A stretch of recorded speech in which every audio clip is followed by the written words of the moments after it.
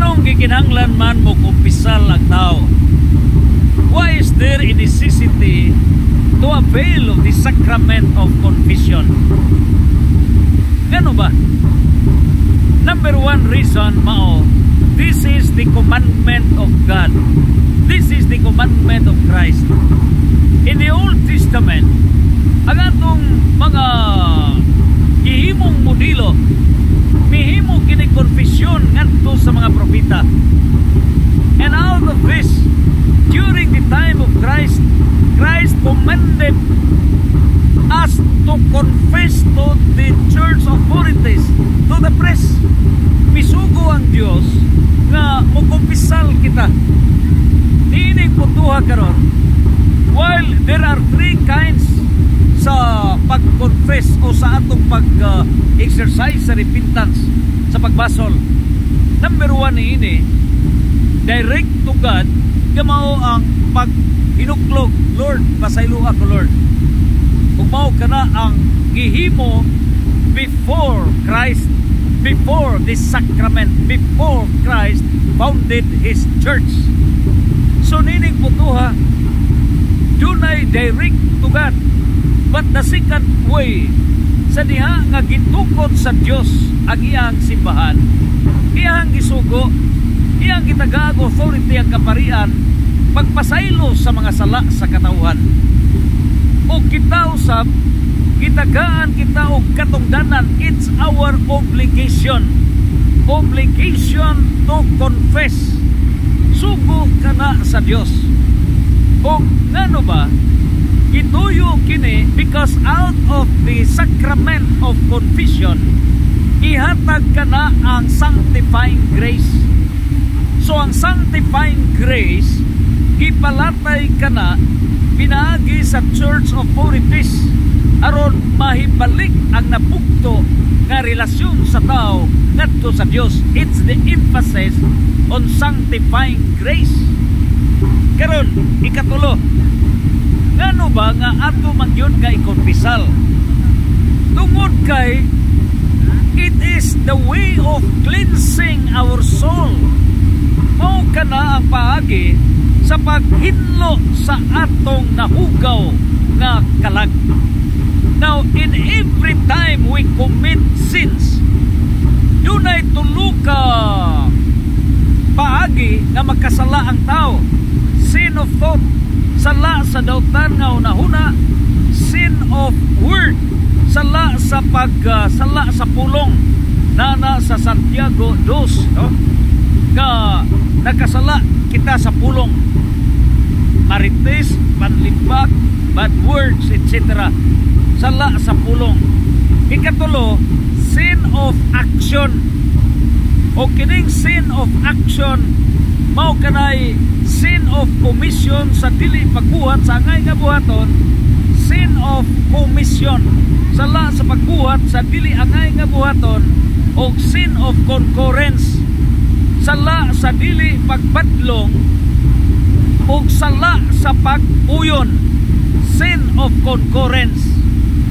Now, kini karon nga tulo ka hugpong sa mga sala, sin of thought, sala sa unahuna, sa mga mihukom ka sa sakataw, wa kay due process, wa ka mamalandong.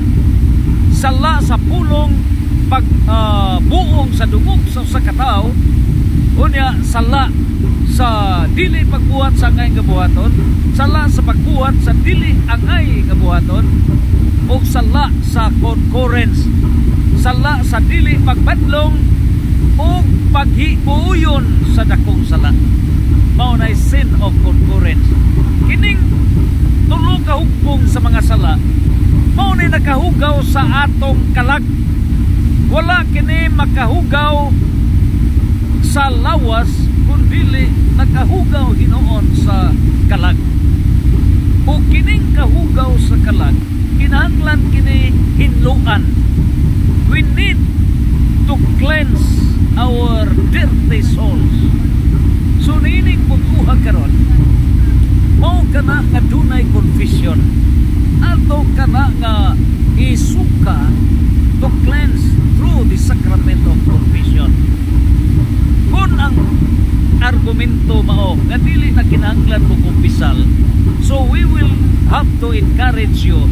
Ayaw na kaligo, ayaw panghilamos, ayaw na panghinlo sa inyong kwarto, ayaw na panghinlo sa inyong balay, ayaw na panghinlo sa inyong mga appliances, ayaw na panghinlo anywhere, ayaw na panghimuta, ayaw na panghingugmo, ayaw na panutpras, ayaw na kalibang, ayaw na kapangihi. Kay all these acts are acts of cleansing the body. So kung dili ka makapugong ni ana, kay gusto ka maligo to cleanse your body, with more reason that there is an extreme absolute necessity to cleanse our soul. Kung kikinahanglan nga atong hinuan ang atong lawas, nga mamatay ang lawas in a span of 30 years, 50 years, 70 years, 80 years, 100 years, mamatay ang lawas, kikinahanglan nga hinuan with more reason to cleanse our soul which does not die. Ang atong kalag walay kamatayon.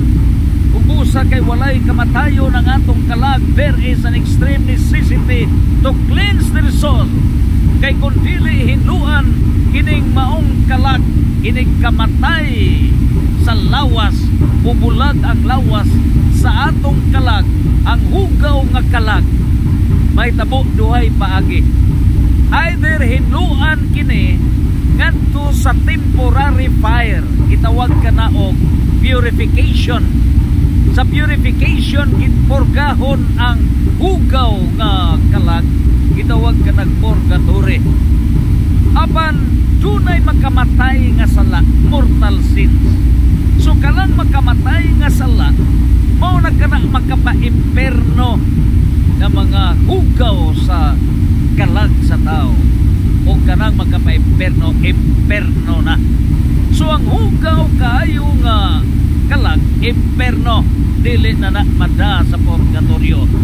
Busa, kung dili mo kumpisal ang tao, kung dili maghinlo sa iyang kalag samtang buhi pa, magpili mo hinluan ang inyong kalag, hinluan kini ngadto sa purgatorio, temporary fire, o dili na madag hinlo kay imperno na forever.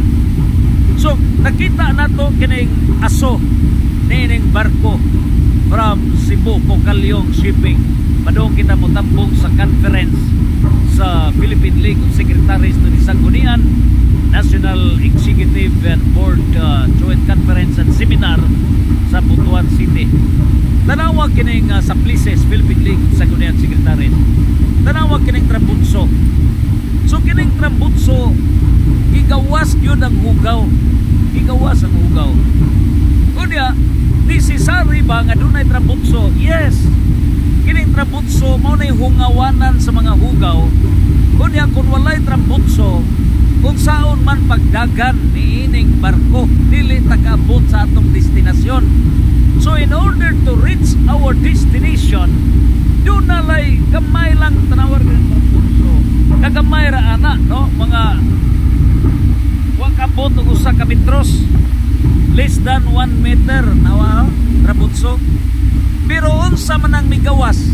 Ang migawas mo ng mga hugaw. Mga hugaw. Sumao na ang atong sala. Samtang this ship, kining barko, nag-travel kini siya. Mao sa mga atong kinabuhi, nag-travel ta. When we travel, we are a pilgrim church. Nag-travel ta, militant church. Filipos 3:14. Sa ato pagka Filipos 3:14 nag-travel ta, militant church. So magkagigyot ang mga hugaw sa atong kalag, mga hugaw sa lawas. So ang hugaw sa lawas ato nang ikaligo, maghinlo ta. Masakit ang lawas, dunay tayo doktor.